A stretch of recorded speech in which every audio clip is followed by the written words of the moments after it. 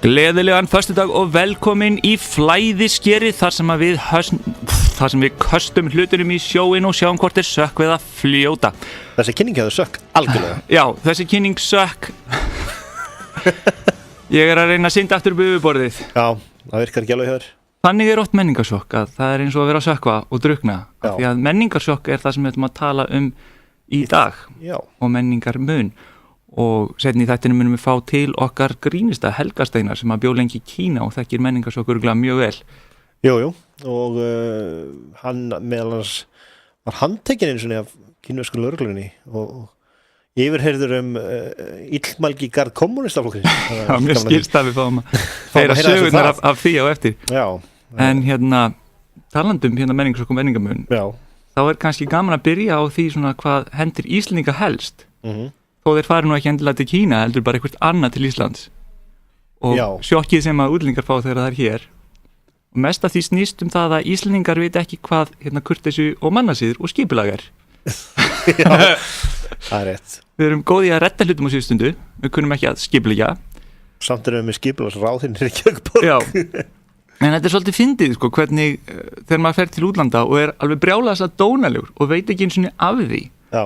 Maður þarf ekki að fara til Kína eða Japan til að gera það, þó að það sé reyndar verra af því að þeir eru, Japan og Kína með ekstra lag af kurteisi ofan á venjulegu Vesturlöndin, en við á Íslandi erum ekki neitt svona. Þannig að eins og þegar maður elst upp á Íslandi, þetta er allt eins og sveitaþorp og við tölum bara við hvort annað og notum bara fornöfn og segjum eiginlega aldrei takk og gjörðu svo vel og mætti ég vinsamlegast eitthvað svona. Svo kemur maður til útlanda og það sem allt þetta er í gangi og veit þetta ekki. Og maður er bara skammaður fyrir að vera dónalegur. Að því að ég meina að þú manst eftir sjói að þegar við vorum strákar, ef einhver talaði formlega við mann, jafnvel núna, þegar maður er fullorðinn, ef það talað formlega við mann, þá er verið að skamma mann eða kæra mann. Já, það er ekki millivegur. Ef einhver segir herra Rökkvi Vésteinsson eða ung herra Rökkvi, mann ég var oft, þegar átt að taka mann í bakarið fyrir einhverja óþægð þegar maður var lítill. Já, sem var gert mikið af. Já, þannig formleg heitir mér því það fjandsamleg heiti. Já. Þannig mér fannst ég alltaf vera kammo með því að vera bara, what could I do for you, monsieur, eitthvað, bring me a beer or whatever, hvað bara með bjór handa mér eða eitthvað, svona. Það fannst mér ég vera vinalegur með því að vera svona ekki óformlegur eins og það væri bara eitthvað kunningi mín. Já. Og svo var allir bara, Rökkvi, af hverju vartu svona ógeðslega dónalegur? Ég bara, þú horfðir ekki augun á honum, þú sagðir ekki please, og svo var allt staffið, þjónarnir og þetta skildu mig, ég held ég verið geðklofi af því ég var alltaf geðt dónalegur við þau en gaf þeim síðan fullt af þjórfi.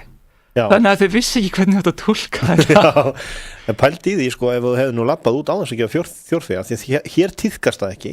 Já. Hefur aldrei tíðkast svona sem einhver venja. Já.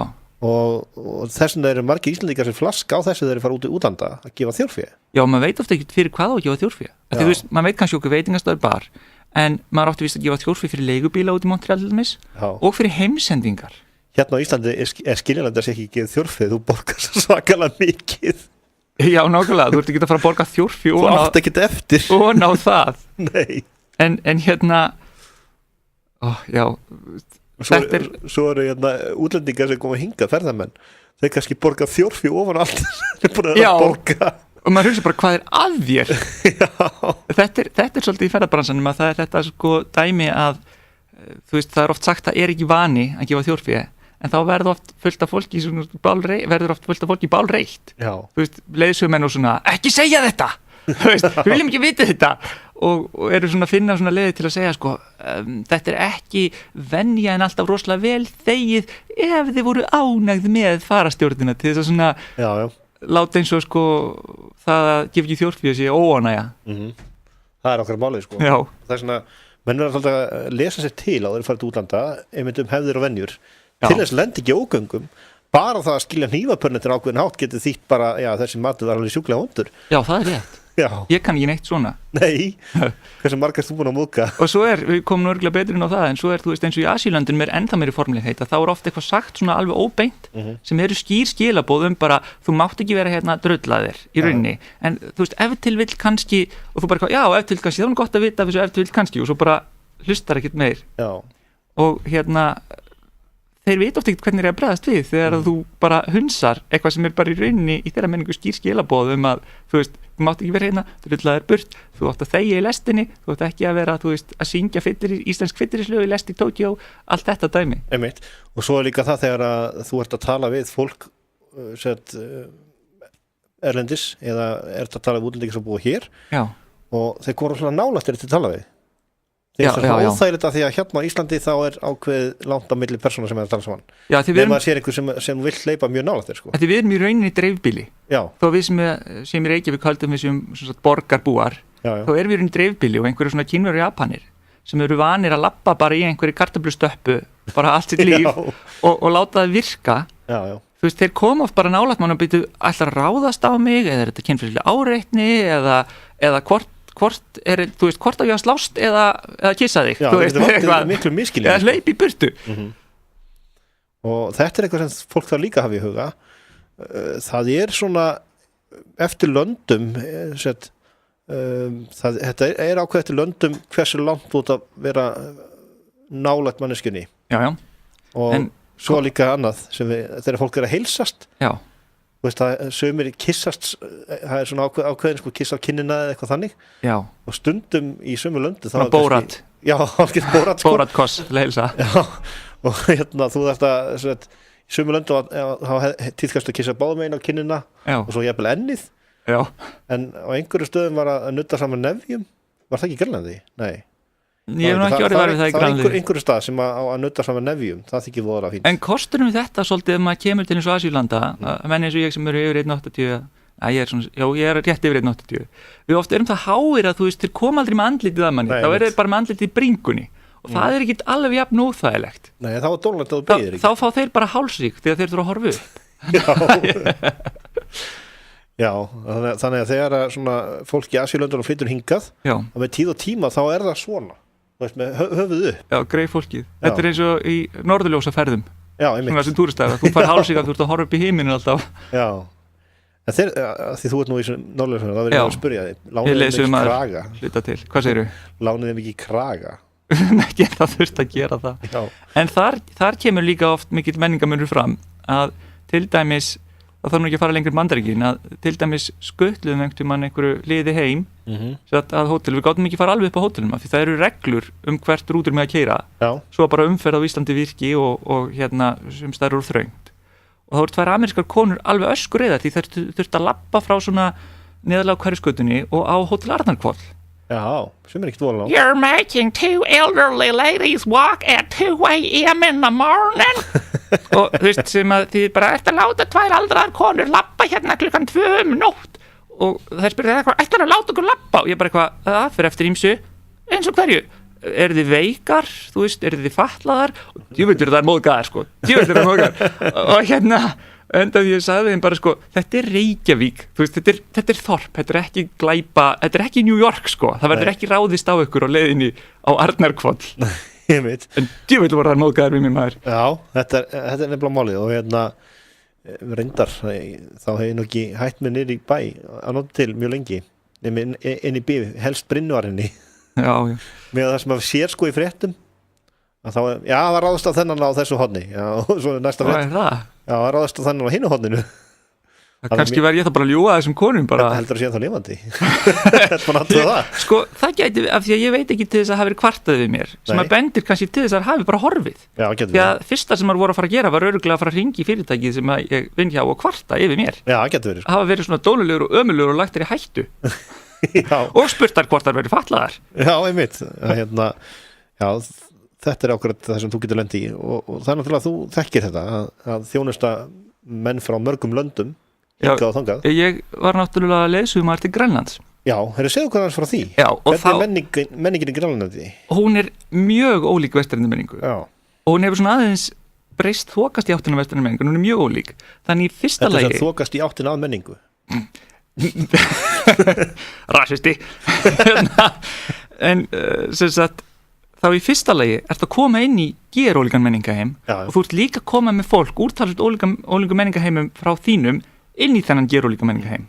Þannig að það sem ég var að gera var að koma með fólk til Grænlands það sem að fyrir minna en 200 árum var þetta bara veiðimenn sem byggur bara í hópum og veittu bara upp á líf og dauða í náttúrunni og þú ert að koma með kannski Ameríkana sem að, þú veist, skilja ekkit við erum að fara til Grænland, þau koma þarna og bara hvar er rútan til að ná í okkur bara, þetta er Grænland, það eru valla bílar hérna, þú þarft að labba í snjó, það stóð ekki bæklingnum, ég þetta labba í snjónum og svo ert að koma inn í menningarheim þar sem að þetta eru sem sagt ennþá svolítið svona veiðimenn í eðli sínu þannig að það sem gerist er ef að til dæmis þeir eru að taka móti hópa túristum og þeir eru með báti eða þeir eru með hundasliða og þeir þurfa að fara með fólki yfir annars verður flugurinn of seina því að þeir komast túristin geta ekki labbað svona hratt í snjónum og svo bara, hei, strákar það er hvalir hérna út á firði allir út á báta og þú veist, það er engin grænlendingur, skilur, sem getur ferja neitt yfir og maður fastur með einhverja spikfeita ameríska túrista sem geta ekki labbað í snjó, þú veist, einhverja pínu litla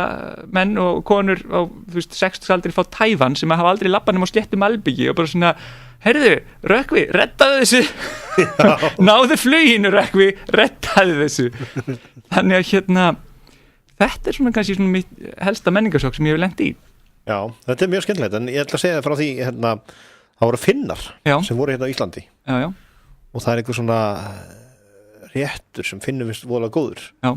Þeir ætla að bjóða Íslendingi upp á svona rétt þetta var svona vinnumenn í sveit og það var þannig að þegar að þeir ákvaða að gera þetta þeir ákvaða að koma viðkomandi óvart þetta var svona bóndi sem að skrapp bæjarferð og meðan hann var í burtu þá ákvaðar að búa til hann rétt og hann er þannig gerður að þetta er svona einhvers konar hlaup með einhverju svona inn í og svo heldur þetta svona matarolju og þeir græja þetta flotta rétt sko, svo kemur bóndinn en þeir byrjaði fá sér þeir voru eitthvað skrýtnir á svipinn og þeir svona vonuðust einhvern veginn til þess að bóndinn fengi sér nú ekki á þessu en hann gerði það samt og hann svona brýndi augun og horfði svona á hvað er í þessu og þeir sögðu þetta var hlaup og svo yfir þetta var helt maturolja og þá fyrir bóndinn í skáp og grípa flösku og segja notuðu þetta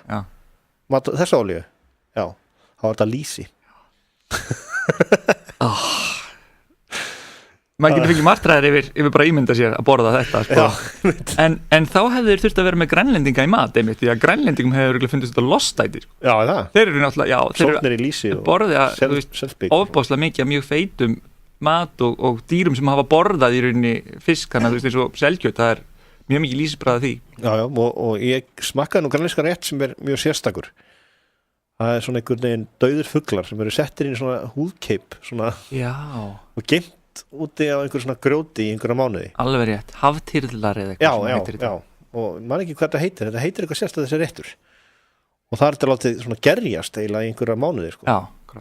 í fiðrinu sko, með inniblum og öllu og svo er þetta tekið og borðað og ég smakkaði þetta og það er skemmst að segja ég ætla ekki að smakka þetta enga veginn þetta var verra en að ímynda sér sko þetta lýsisdótana með Finnunum. Já, þeir eru kannski svona sú þjóð sem á helst séns á að toppa Íslendinga í ógeðslegri matarmenningu. Já, það. Já, ég held það kannski. Ég skal frekar borða hrútspunga heldur en eitthvað svona. Eitthvað sem þú sér þessi grænlenskt. Já, rotin haftyrðil með inniblum. Þetta var oft svolítið spes að því maður kom aðna með eins og þú veist þessa, eins og ég segja Ameríkana og þú veist Asíubúa úr stórborgum sem veit ekki hvernig að labba yfir ójafnt sko bara yfir steina. Þeir veit ekki hvernig að labba upp brekku. Nei.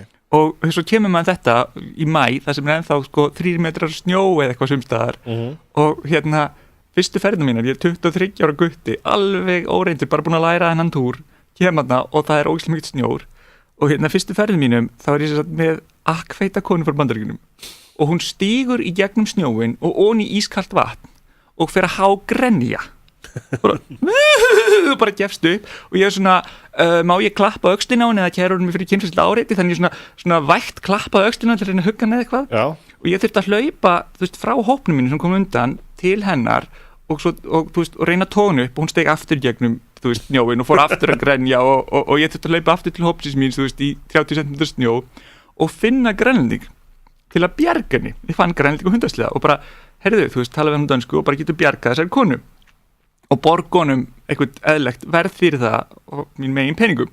Hann fer á ferjarn og hún er voða glöð eitthvað svo bara var hún svo ánægð með hann og vissi ekki að ég var búin að borga hann, hún borga hann $100 og getið tvisvar hvað hann gerir. Hann fer með þessa $100 og eyðir þeim eins og grænlingum einum lagið og horfinn. Og þá vantar hundasliða þegar það var að ferja alltaf tilbaka. Þannig við verðum alveg ógeðslega sein í flugið og ég húðskammaður. Svona var þessar ferð til Grænlands, voru svona eins og ég segi, 2 disaster menningarheimar sem að sko, einn menningarheimur passaði ekki fyrir landi sem hann kom í og hinn menningarheimurinn passaði ekki fyrir viðskiptamódelið sem var verið að reka og þannig einhver 23 ára gutti að reyna að redda þess og fá þetta allt saman, þannig að þetta var mjög þroskandi svona disaster management, eða hvað maður kalla það á íslensku, áfalla átaka stjórnun, áfalla meðhöndun, áfalla stjórnunar námskeið fyrir nákvæmlega.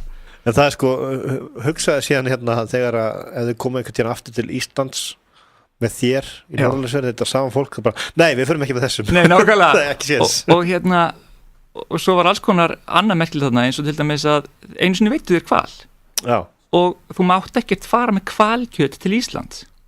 Og þeir bjóða mér hvalkjöt. Viltu hval? Og þú veist, þeir eru bara með 30 kílóa poka blóðuðu hvalkjöti. Já.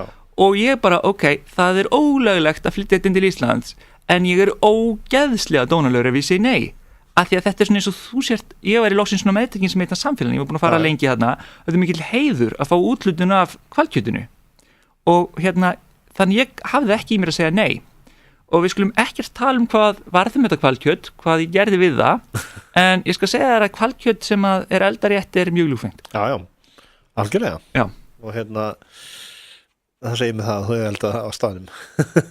Við skulum bara ekkert tala beinni hvað varðum þetta hvalkjöt eða hvort að ég gerði eitthvað löglegt eða ólöglegt við það.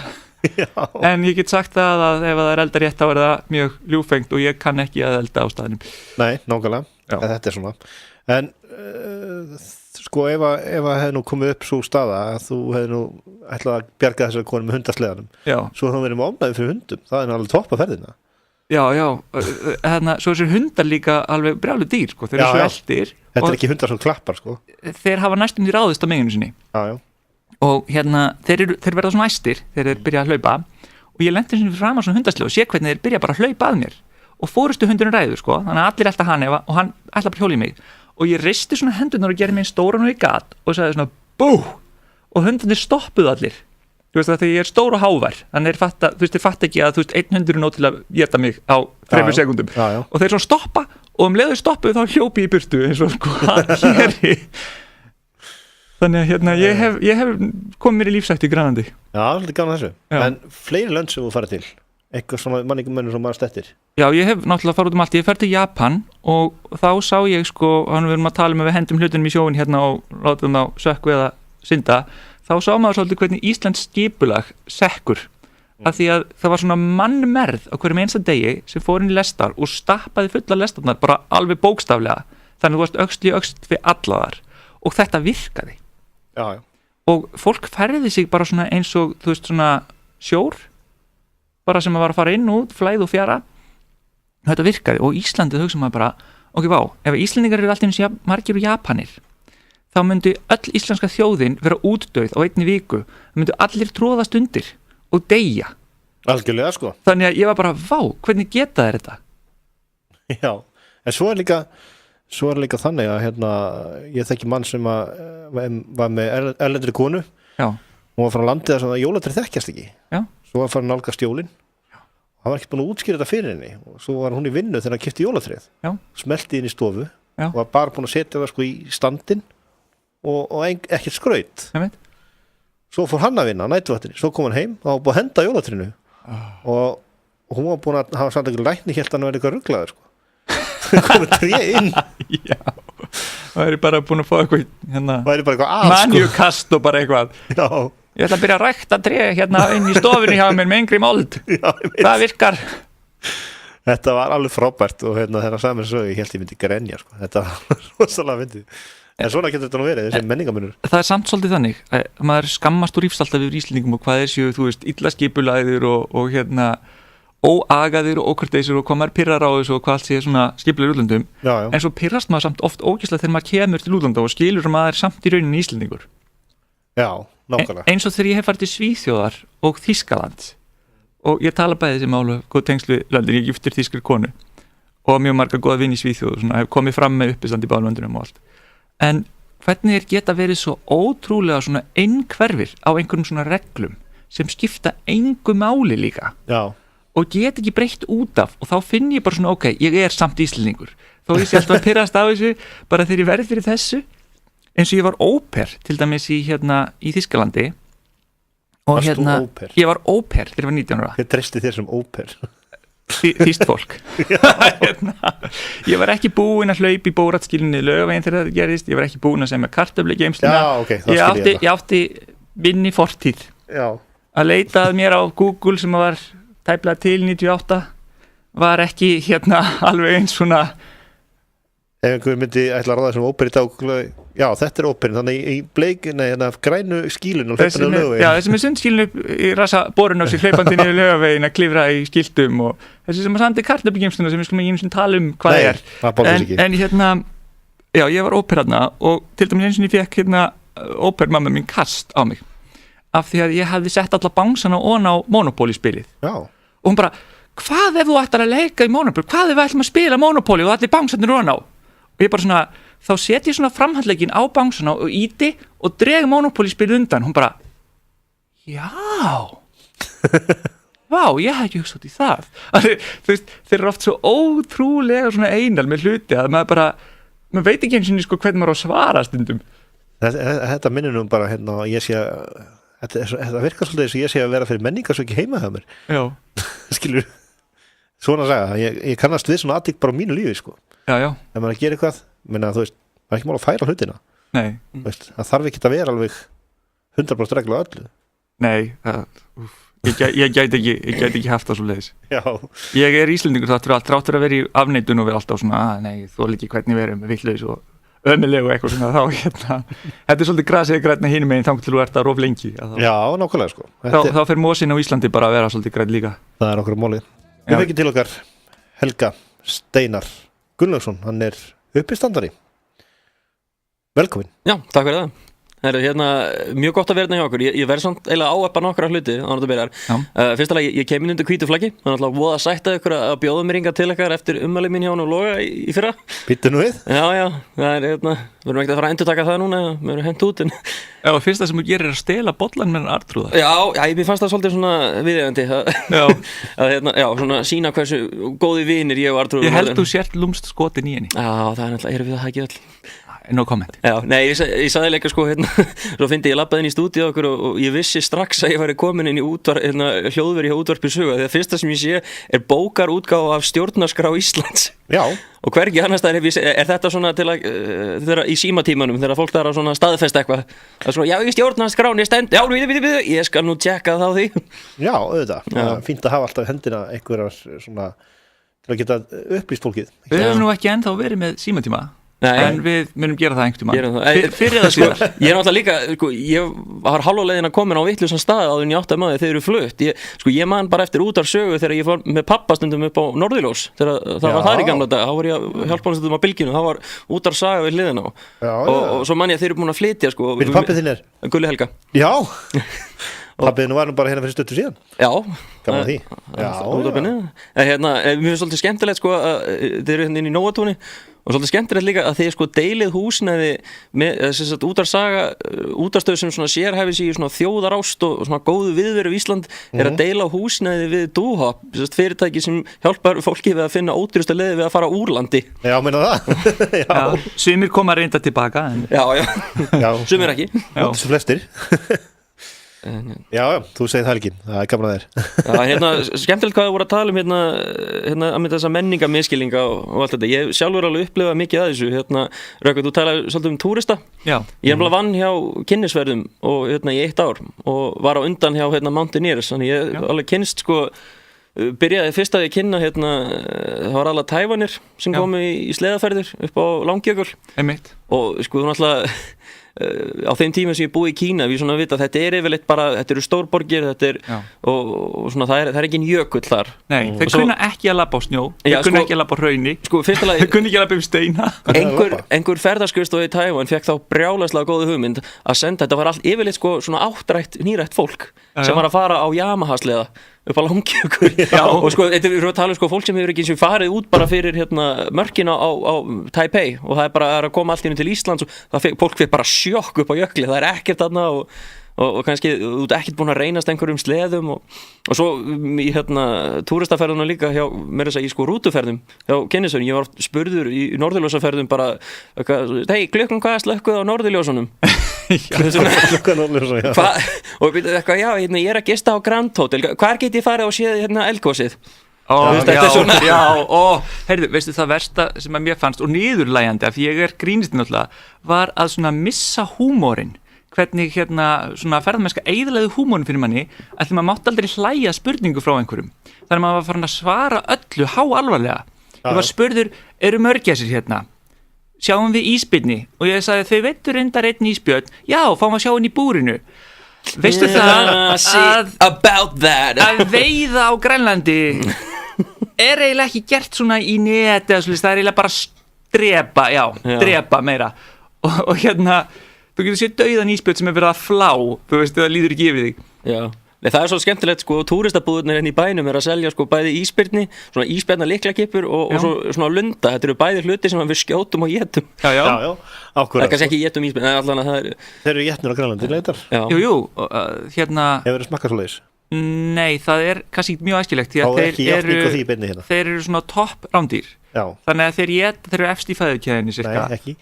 Háhyrningur og ofar og mennir og ofar, en já, samt ekki, sko, þú veist, ísbjörn getur líka étið mann. Já, reyndar. En það safnast oft svona eiturefni í svona dýrum, sko. Af því þeir eru búin að éta 1000 seli sem eru búin að éta, þú veist, 1.000.000 skriljón síldar, þú veist, þess vegna spurði ég hvort þú étið það, ég var að reyna að greina þig hvað þau kom fyrir. Já, akkur ég er svona skrítin. Ég var skrítin á hann ég fór til Grænlands. En það sem ég er að tala um að missa húmórinn er þessi niðurlæging, sko, sem er búin að svara svona spurningum þetta alveg endalaust. Voru Grænlendingar kristnir áður en að Vesturlandabúar komið til Grænlands? Ég bara svona, já, af því þú veist, Jesú labbaði inn svona vatninu svolítið rosa langt og fór til Grænlands, þú veist, svona labbitúr, þarna frá Palestínu eða þar sem hann var. Hann breyti öllu vatninu í vín þetta var rautt allir jökullin.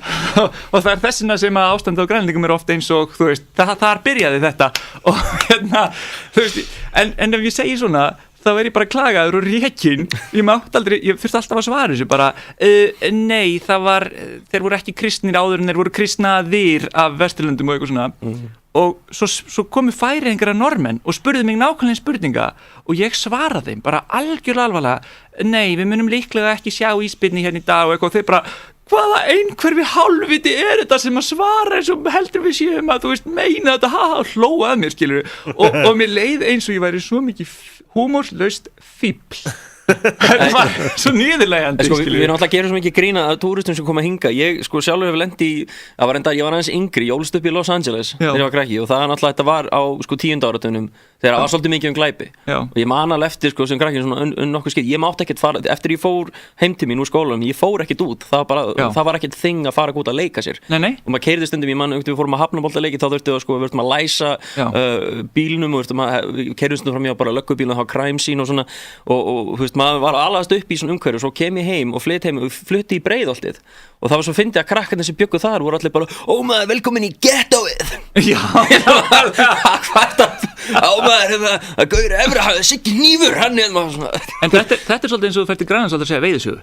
Veitir hvað, daginn, ég veiti alveg 20 punda lax eða eitthvað bara svona, já, við veitum hval hérna í gær, viltu fá hérna 10 kíló af hvalkjöti, þú getur ekkert monta í Grænlandi, við veitum ísbjörn hérna fyrir dag og hval og eitthvað svona, þetta er bara svolítið eins. Já, er að því við erum að tala um þetta, menningamunur og allt þetta, varandi gettó, ef við tala um gettó, er sko menningamunur úr Efra-Breiðholti og Neðra-Breiðholti?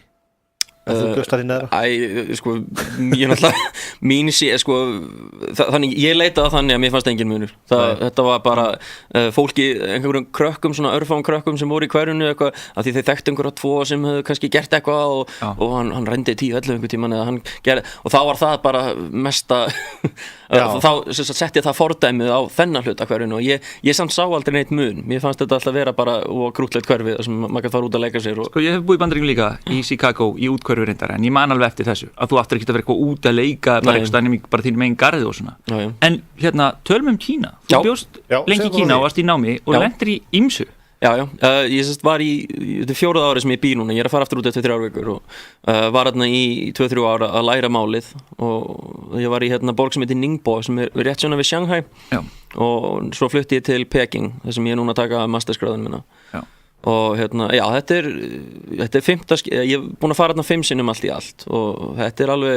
er stórkostlegt land, það er mikið reynsla að fara ánga og ég hvet alltaf fólk til að fara hérna minnst einu sinni á ævinni því þetta er alveg líka þess virði sko. Þetta er bara þú sér þetta er algjör upplifun og þannig að ég líka sko eftir að hafa lært málið sko þá kemstu svolítið inn á annað stig inn í menningunni það er alltaf þannig þá fer að skilja svona eins meira og það sem ég fór að átta mig á er að sko þegar ég kom til Kína mér finnst þetta ég skildi svo mikið að því að búin að lesa eitthvað svona utanaðkomandi og svo þegar maður kemst svona inn í samfélagið þá áttar á því í rauninu vera hversu lítið þú skilur það er einhver svona það er skemmtileg svona saying að maður sem búin að vera í Kína í viku getur skrifað bók hana maður sem búin að vera í mánuð getur skrifað hana grein en eftir að búin að vera í 2 ár þá getur ekki skrifað neitt af því þú áttar að þú veist ekki neitt þetta land það er eins og með vísindi að því meira sem þú veist því betur veistu hvað þú veist lítið en þetta er maður lendir sko og svona menningarsjokk fólk sem yfirleitt fær menningarsjokk í Kína í minni reynslu hefur að verið fólki sem hefur aldrei kannski ferðast neitt mikið af því að Kína nefnilega er kannski ekkit það frábrugðið sérstaklega borginnar þú fyrir til Shanghai og Peking það er vestræni veitingastæðar það er fólk af þessu leyti talarinn sko. Þetta er ekkit það brjálaslega öðruvísi ég hugsa að Austur-Grænland sem miklu ólíkar okkar menningu rauninni heldur en Kína miklu ég kynst þig líka að það er dýrar að fljúa til Grænlands heldur en til Kína þetta er það ólík en Kína náttúrulega Kína náttúrulega er ennþá að opna sig upp og kannski það sem vesturlandabúar upplefa mest út í Kína það er einmitt þessi athygli sem Kína þeir eru svo vilja læra svo mikið fólk frá öðrum löndum það er alltaf að spyrja hvaðan ertu og svo spyrja þegar Kína sko fyrir 1989 var ekkert þannig opið land sko. Þeir byrja ekki eins og opna efnahægin fyrir sko upp á 70 þannig að þetta er margra áratuga lokun er ennþá í vinnslu við að opna sig sko. Það er einmitt talað það ef við förum út í svona nördaskap að ástæðan fyrir Vesturlönd í rauninni Evrópa tók yfir heiminn þannig séð Bandaríkin og var með nýlendu dæmið allt en ekki Kína því að Kína var lengi langt á undan Vesturlöndum það að Kína var svolítið sjálf sér nóg þetta var risastórt svæði og var nóg bara fyrir keisarinn að ráða því vissulega, sko, þetta er smá miskilning fyrir fólki að halda að Kína, sko, ég er eiginlega hættur að líta á Kína sem eina þjóð eða svona eitt land þannig að þeir eru það ekki þetta er svo, þú fer til Yunnan hér á við landamærum Burma og það er til dæmis allt öðruvísi heldur en að vera í Peking eða vera kannski í Xinjiang hér sem er múslimandi búa og þegar Kína náttúrulega var sitt keisaraveldi á sínum tíma og þeir voru að taka yfir en bara nágrannasvæðin sko. Því það var ekki þessi svona vestfalíu samningur sem að skilgreindi hvað þjóð er hún er ekki hjá Kínverjum Kínverjar eiga svolítið erfitt með að skilja þetta hugtak þjóð og landamæri en munurinn á Evrópu og Kína er að Kína er meira heilræn landmassi sko, þó að séu fjöll og svona en Evrópa er öll svona váskurinn, það er skandinavískæin, það er ítalíuskæin, það er spánarskæin það er, þú veist, balkanskæin það er Bretland, þannig að Evrópa þróast meiri í svona aðskildar þjóðir sem voru, þú veist, þetta er þetta land og svo fóru þau í stríð og öll þessi samkeppni, meðan Kína er svona meiri, þó þetta sem ólíka menningar meiri heild, en við erum komnir held í alltof mikið nördaskap nú er þetta í sko ef þið hald að ég hef verið vondur að þú veist, nota orðið einhverjur svona í gríni þá er ég sjálfur á einhverju róinu og við skulum ekki ég ætla ekki að detti eitthvað spörg át landafræðu eitthvað og langt svolítið að heyra einhverja sögur þú hlýtur að hafa lent í einhverju svona sem kom upp á ínlegu hjá þér vegna menningamunur eða eitthvað, þú að heyra það menningamunur sko, þetta er náttúrulega svona nýlegasti menningi ég er búin að tala svolítið mikið það þegar ég lendi í lögreglunni hann út í Peking út á uppistand og þá svona áttaði mig alveg á því sko að í Kína er ekki til neitt samkvæmt ríkisstjórninni er ekki til neitt sem heitir brandari þannig séð Veist, allt statement, allt veist, eitthvað þú ert að reyna að segja eitthvað meira heldur en bara láta fólk hlæja. Já.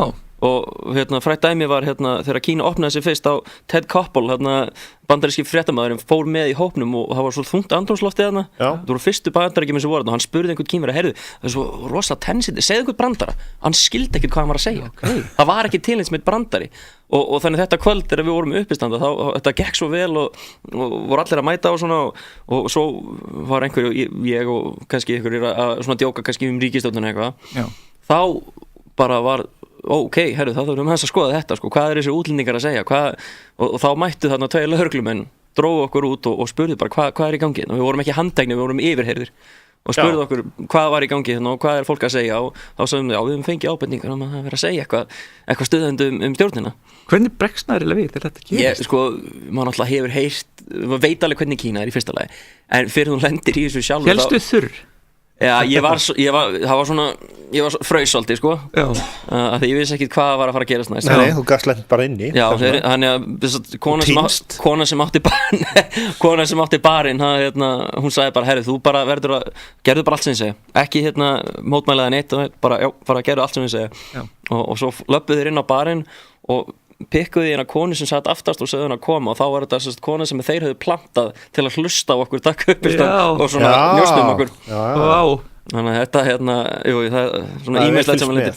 En þú ert ennþá á lífi og komin aftur tilbaka? Jú, og ég fekk vísaði mitt í dag til að fara aftur út, þannig að það er greinilega no hard feelings. En hvað vitum við hvað þeir eru búnir að fá þig úti? Þú ert kannski bara orðið njósnari fyrir Kína. Þetta er svona eins og á þáttunum þegar þeir segja við glæpamenn að þú hefur unnið bát, svo mæta þeirra báturinn komaði inn á löggastöð og það var handteknir. Ég held að málið sé þeir láta hann hafa passa hann aftur til þess að koma til Kína til að ná hann aftur. Hvað vitum við nema Helgi sem núna neyddur til að njósna fyrir kínverska ríki hérna á Íslandi í skiptum fyrir líf sitt? Það getur vel verið sko.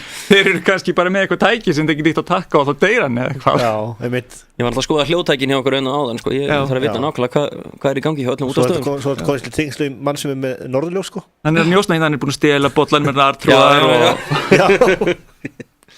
allt í orðin sko gerðilega. En hefurðu ekki lent í einhverju svona spauðilegu sem satt bara með fólkið að miskilja eitthvað eða svona vera miskilinn? Já, sko ekki kannski eins mikið ég var búin að læra tungumála undan áður en ég fór út og það svona að læra málið oft hjálpar voða mikið við að koma í veg fyrir miskilninga en sko einu sinni sko þá málfræði hún er ekki til í rauninni kínversku það er voða lítil þannig að þú segir bara orðin, nafn og sagn og þú veist ég núna tala útastáttur þetta er hvað þetta Tarzan tungumáli og en stundum eru sko orð sem þú getur sett inn á milli sem eru svona málfræðileg en það passar rosalega mikið, þú voru að setja táknið á undan en ekki eftir og ég gerði það og ég sagði í staðin fyrir að segja sko ég fór í lestina þá var að ég stundaði kynlíf með lestinni og það bara var eitt sem að breytti þessu og það sprakk bara allir sprungur látur þegar ég sagði frá þessu. En talandi þetta að því að það var að tala um svona að rugglast í málinu og svona þá er náttúrulega eitt staður bara þekktur fyrir þetta fyrir okkur Íslendinga, það er Færeyjar. Já, algjörlega. Það eru Færeyjar. Já. Hafið þið komið þangað strákar? Ekki ennþá. Ég hef aldrei komið til Færeyja af því að það er dýrara að fljúga þangað heldur en til Evrópu eða jafnvel, þú veist. Hvað er málið með það? Grænland og Færeyjar, því að þetta eru nágrannaland og það er dýrara að fljúga þangað heldur en hvað er ekki maður svo fara á tónleika með brandur enni og það bara mér kostar eitthvað fleiri 100.000 skall. Já, sko, ég hef náttúrulega bara komið til Grænland sem leiðsumar. Ég hef aldrei flogið þangað sjálfur. En sko, það var einn bloggari Jens Guð, þú veist hvað hann er? Hljómar kunnulega. Ég hef aldrei rifist við hann í kommentakerfinu. Ég ætti að prófa það, hann er mjög skemmtilegur. Já, ég hlýt að geta fundið einhverja skoðun sem er ósammála og rifist við. Hann sagði mér eins og sögur frá því að hann fór til Færeyja. Já. Og hann er hálfgerður sendi hér að Íslands í Færeyjum, maður segja. Hann er alltaf í Færeyjum og elskar Færeyjar. Og það er ekkert skrítið, það er mjög skemmtilega eiga. Já. Og hann var að segja mér eins og sögur frá því að hann fór til Færeyja og það var maður sem hann fannst svona skemmtilegur og svona svolítið sniðugur sko. Og hann mitt orðaði þannig, hann væri mjög sniðugur náungi og var að segja þetta að fólk hingað þá vegina. Og þá var fólk svona að horfa svona skringil á Jens sko, því að sniðugur þýðir að vera svona hálfgerður þjófur eða svona óheiðarlegur. Það var að bera þetta alla eigu það væri óheiðarlega maður. Ég hef heyrt með einhvern sem fór í sveit á Íslandi, dáfur eða eitthvað svona og amman hringdi og spurði bóndan þegar hann var ekki heima eitthvað hvernig hann liði og hann sagði, ég hef svolítið rákir því hann svolítið að horast sko, hann var svolítið að grennast strákurinn og svo sem sagt kemur Dáfur heim og eitthvað, já, ammaðin hringdi ég sagði hann ég hefði pínu áhyggjur að þú verið að horast og hann bara, maður er gamma minna þú veist, eitthvað svona, og bara amma, ég er að hjórast eitthvað hún var alveg geðvikt, bara, það? Ég trúi því ekki Þetta minnum við alltaf brandana sem Ari Eldjátt segir alltaf neyðarútgang í flugvélum maður skilur því, þannig að á færisku þá það fáiði þannig að það er sko hvað maður segja stúardess sem segir já það eru í þessari flugvél eru 8 fáiðar eða ég man ekki hvað og allir færi enga skellir hlægjandi í flugvélinni Þetta er mjög skemmtilegt tungumál færiskan einmitt út af svona miskilningi og orð þýða kannski eitthvað allt annað og íslensku orðið þýða eitthvað allt annað í Færeyjum sko. Já, það er víst helst eitthvað þveröfugt sko. Mokka og afgangar og fleygja sér og horast greinlega líka Já, horast, já Þetta er ýmislegt Þannig að það er eins gott að gæta sig þegar þú fer til Færeyja, það er alveg klart Já Og það er betra að halda sig bara við enskuna held ég við þetta Ég myndi reyna færisku, svona upp á húmórin ég er alveg til í að koma mér í klandur Þú væri mjög fljótur að koma mér í klandur ég þekki rétt Já, þó það væri ekki tungumálmyrkilingur þá finn ég aðra leið til þess Já, einmitt, það er svo þeir hafa verið svolítið að bögga Færeyinga, Greenpeace Já Þetta er ekki Greenpeace, nei Hvala Já og það hefur orðið alls konar vitleysa þar út af málmyrkilingi og fleiri Það er ekki eina stríði sem að Færeyingar hafa verið í, það er við Greenpeace Jú, ég held að ég held að sé ekki Greenpeace, er þetta ekki þarna Nei, Paul Watson og þeir Já. Það er ýmsir sem er á móti hvalveiðum sem að gagnrýna Færeyjar náttúrulega Já, ég veit en þetta er svona landið þar sem að við Íslendingar getur lent í hvað mestum menningamun þó þessi nákvæmlega okkar Við þurfum að fara hana held ég ekkert mann það er ekki spurning Taka sjó í Þórshöfn Já, ég er með fólk hana sem ég þekki sem ég er samvætti við geti farið, en samt þegar að ég á valið að fara kannski til Berlínar og taka uppistand á kannski þýsku og ensku alla daga þú veist hvort einstu kvöld í röð í Berlín fyrir fullt af svona fólki eða fara til Færeyjar og fara í Dritsvík skilur við erum að segja sérstaklega láta einhvern bæ heita Sörbæ og þeir heita eitthvað Dritvík og eitthvað að fara að taka upp í stand kannski eitt á dönsku og þú veist fyrir gamla fólki og eitt á ensku frungafólki í Klagsvík eða Dritvík eða eitthvað þú veist fyrir 10 manns þá kannski fer ég frekar til Berlínar Ég meina, hvað er efnið? Ég meina, ef maður bara tala hvalveiðar og Jesú Þetta er alltaf svo kristin þjóð sko. Já, ég veit En Afi sagði alltaf einhvern veginn sögu þegar hann var á sjó og fór til Færeyja það var ekkert bíó, það var ekkert að gerast svo sá hann eitthvað fullt af fólki að hópa saman og það bara, þarna lítur að vera gaman þá var allir að fara í kirkju Já, það er samt svona gaman að fylgjast með þessu ég er náttúrulega trúlýsengi eins og maður ekki vita og það er svona grúppa færisk sem heitir Guddulóisi eða eitthvað svona á það sem að það er svo fyndið að lesa textana í þessu Svo náttúrulega frægur kallinn í Færeyjum Jenis Avrana sem að neitaði að borða með Jóhannu Sigurðardóttur að þeim var lesbía Var það líka gaurinn sem að bannaði Passion of the Christ myndina að hún sýnd í Færeyjum á sínum tíma Það kemur að hjóart En ég einhver tíman þegar ég las frétt að einhver tónlistarmaður frá Færeyjum hefur lamin í klessu og löggan ekki gert neitt og þeir bara þú veist bara að það er tabu að vera homm í Færeyjum með eitthvað Hvað hélt hann? Ef hann myndi borða með Jóhann þá bara allt í myndi hann smita myndi hann vera gay eða hvað? Ég veit það ekki, en allavega eftir þetta mál sem sagt að þá var ég svo reiður ég bara, þú veist, hvað er að gera og allt í henni fekk þessu hugdætti og fann Jenis Avrana og sendi honum lag sem heitir It's Okay to be Gay með artist sem heitir Tomboy og ég fekk nú reyndar ekkert svar en ég gáði setna og hann er ekki búin að blokka mig því að ég get fundið hann kannski horfði hann á þetta og hafði lúmst gaman af Veitu hvort, er Gylfi Ægis búin að halda tónleika í Færeyjum?